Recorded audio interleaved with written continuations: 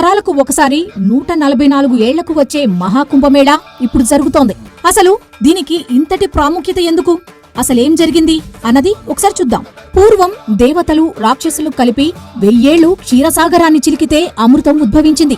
ఆ అమృతం కోసం దేవతలు రాక్షసుల మధ్య 12 రోజుల పాటు భీకర యుద్ధం జరిగింది. దేవతలకు 12 రోజులు అంటే మనకు 12 ఏళ్లన్నమాట. ఆ 12 రోజుల యుద్ధంలో కొన్ని అమృతపు చుక్కలు భూమి మీద రాలాయి. ఈ అమృతపు చుక్కలు ఉజ్జయిని, నాసిక్, హరిద్వార్, ప్రయాగ్రాజ్లో పడిన సందర్భాన్ని పురస్కరించుకొని ఆ 4 ప్రాంతాల్లో ప్రతి 12 ఏళ్లకు ఒకసారి కుంభమేళాను నిర్వహిస్తారు. ప్రతి 12 కుంభమేళాలకు ఒకసారి అంటే 144 ఏళ్లకు మహాకుంభమేళాను నిర్వహిస్తారు. అమృతం చుక్కలు పడిన ఆ 4 ప్రాంతాల్లో పుణ్యస్నానాలు చేస్తే పాపాలు తొలగిపోతాయనేది భక్తుల నమ్మకం. గంగా, యమున, సరస్వతి నదుల త్రివేణి సంగమ స్థానమైన ప్రయాగ్రాజ్లో ఈ ఏడాది మహాకుంభమేళా నిర్వహిస్తున్నారు.